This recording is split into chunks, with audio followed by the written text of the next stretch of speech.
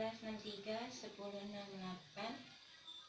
Program Studi Perbankan Syariah Lokal 2C Mata Kuliah Fikih Kontemporer. Baiklah, di sini saya akan memaparkan materi 6 bab. Yang pertama tentang zakat dalam permasalahan kontemporer. Zakat itu berasal dari bumi atau tanah berupa tanaman atau buah-buahan. Apabila tanah sewaan, maka yang wajib zakat itu penyewa tanah. Terus menurut Yusuf Qaradawi itu ada dua penghitung zakat. Yang pertama yaitu 2,5% dari penghasilan kotor. Dan yang kedua yaitu dibagi 2,5% dari hasil yang sudah dibagi oleh kebutuhan pokok. Zakat itu hanya untuk orang-orang fakir, orang miskin, amil atau pengurus zakat, dan para mu'alaf. Jika hukum zakat, hukum membayar zakat itu dari bunga bank tidak boleh, karena bunga bank itu riba dan riba itu haram. Jadi tidak boleh dimanfaatkan baik untuk diri sendiri, keluarga, ataupun orang lain. Materi selanjutnya masih mengenai zakat, yaitu zakat dan pajak. Di materi ini saya akan menjelaskan persamaan dan perbedaan zakat dan pajak. Yang pertama yaitu akan menjelaskan persamaannya.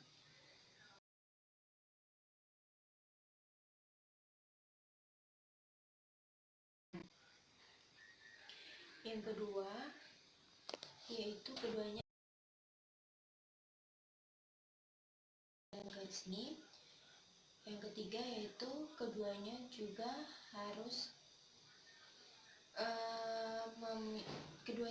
memiliki tujuan yang sama, yaitu membantu untuk kebutuhan ekonomi, dan yaitu keduanya juga dikelola oleh negara dalam pemerintahan Islam. Selanjutnya ada perbedaan. Yang pertama, zakat dimanifestasikan ketaatan kepada Allah dan Rasulullah, sedangkan pajak ketaatan negara kepada pemimpinnya. Yang kedua, zakat ditentukan kadarnya di dalam Al-Quran dan hadis, sedangkan pajak dibentuk oleh hukum negara. Dan yang terakhir, zakat itu dengan niat, sedangkan pajak itu tidak. Dari kedua hal tersebut, zakat dan pajak sama-sama wajib ditunaikan, hanya saja beda dalam membayar dan penerimaannya. Selanjutnya materi yang ketiga yaitu jual beli saham dan permasalahannya. Di sini saya akan menjelaskan pengertian saham terlebih dahulu.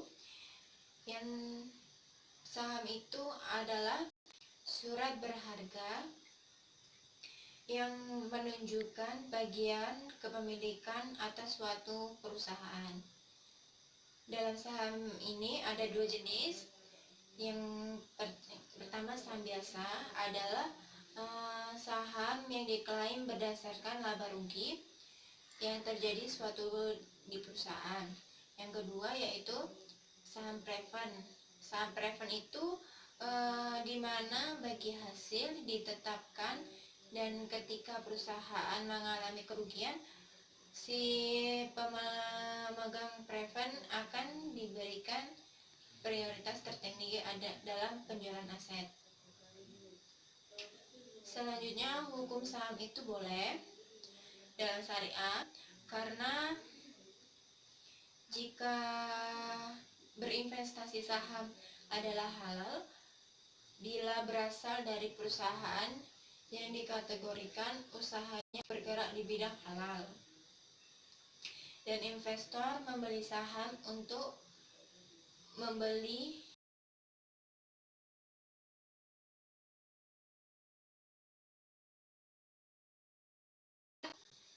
yaitu tentang pasar uang dan bursa valuta asing. Di sini saya akan menjelaskan pasar uang, yaitu seluruh permintaan dan penawaran dana yang jangka waktunya 1 tahun atau kurang dan disalurkan melalui lembaga perbankan. Dalam pasar uang ini ada fungsinya. Yang pertama yaitu sumber biaya, yang kedua fasilitator dan mediator, yang ketiga yaitu penghimpun dana masyarakat, dan yang keempat menawarkan investasi kepada masyarakat. Dalam pasar uang ini ada macam-macam transaksinya. Yang pertama itu pasar uang antar bank, terus yang kedua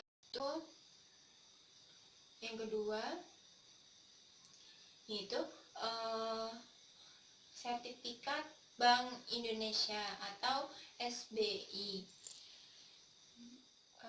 Yang ketiga yaitu surat berharga pasar uang, maksudnya yaitu surat berharga dikeluarkan oleh Bank Umum dan dibeli oleh Bank Indonesia dengan nominal tertentu. Setelah itu yang keempat yaitu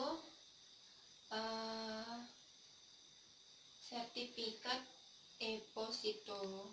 Maksudnya di sini berarti seperti suatu surat berharga dengan nominal tertentu. Dan yang terakhir pasar valuta asing, maksudnya itu tempat seseorang menjual atau membeli sesuatu sejenis mata uang asing. Dari situ dijelaskan juga pengertian ada 5 lembaga. Yang pertama bank-bank, yang kedua perusahaan umum, yang ketiga perusahaan asuransi, yang keempat yayasan, dan yang kelima lembaga keuangan seperti koperasi dan rumah pegadaian. Dari pengertian pasar uang ada juga pengertian bursa valuta asing. Di sini pengertian bursa valuta asing itu adalah tempat yang memperdagangkan berbagai jenis mata uang asing. Nah, dalam bursa valuta asing ini diselenggarakan oleh bank pemerintahan, bank swasta nasional, dan bank swasta asing yang sudah menjadi bank devisa dan lembaga yang mengkhususkan dalam mengkhususkan mata uang asing. Selanjutnya, materi yang kelima yaitu MLM atau multi level marketing dalam ekonomi Islam. Anda tahu nggak sih multi level marketing itu apa? Multi level marketing adalah sistem pemasaran dengan memanfaatkan pelanggan sebagai jaringan distribusi. Dalam multi level marketing ada beberapa bentuk. Yang pertama, sistem binary plan. Di sini dalam sistem binary plan ini mementingkan hanya kedua jaringan like dan mengutamakan keseimbangan jaringan. Yang kedua yaitu sistem matrik. Sistem matrik maksudnya dia memakai hanya 3 jaringan frontline saja, karena begitu juga selanjutnya. Dan yang ketiga, sistem breakaway. Dalam sistem breakaway ini ia hanya mementingkan lebih jaringannya dan kelebarannya. Dari selain bentuk tersebut, ada juga kekurangan dan kelebihan multi-level marketing. Dan multi-level marketing ini ada yang pertama itu kekurangannya, terlebih dahulu saya akan jelaskan, yaitu satu, berdampak negatif pada sektor real. Yang kedua, membuat orang tidak mau berusaha untuk memutar modal. Dan yang ketiga, uang nasabah yang diputar tidak menjamin keuangannya. Selanjutnya, kelebihannya, multi level marketing itu yang pertama yaitu memperluas relasi. Yang kedua, melatih distribusi untuk mengasah skill komunikasi. Yang ketiga yaitu mendatangkan passive income yang cukup. Nah, di sini saya akan menjelaskan materi selanjutnya yang terakhir, yaitu penjualan di atas harga kontan karena kredit. Maksud dari atas yaitu saya akan menjelaskan pengertian jual beli. Pengertian jual beli itu maksudnya adalah tukar menukar apa saja antara barang dengan barang, barang dengan uang, uang dengan uang. Di dalam Al-Quran surah Al-Baqarah ayat 225, dasar hukum jual beli, yang artinya Allah telah menghalalkan jual beli dan mengharamkan riba. Selain di Al-Quran surah Al-Baqarah ayat 275, ada juga hadis yang menjelaskan jual beli, yaitu terdapat di hadis riwayat Bukhari, yaitu bahwa manusia yang baik akan memakan makanan yang baik dengan hasil usahanya sendiri dan halal, bukan memakan makanan hasil yang haram. Terus di situ juga Allah akan melaknat orang-orang yang melakukan jual beli haram atau makanan haram. Yang terakhir yaitu bolehkah harga di atas kontan karena sistem kredit. Pendapat yang kuat yaitu wallahu alam, hukumnya boleh, tetapi pada syaratnya. Yang pertama itu harga, dan yang kedua jumlah angsuran yang besaran tiap harus ditentukan sebelum berpisah, dan barang harus ada akad atau perjanjian. Baiklah, itu saja yang dapat saya paparkan, dan hanya sebatas itulah yang dapat saya pahami. Selebihnya saya minta maaf kepada Allah, saya memohon ampun. Saya akhiri, wabillahi taufiq wal hidayah. Wassalamualaikum warahmatullahi wabarakatuh.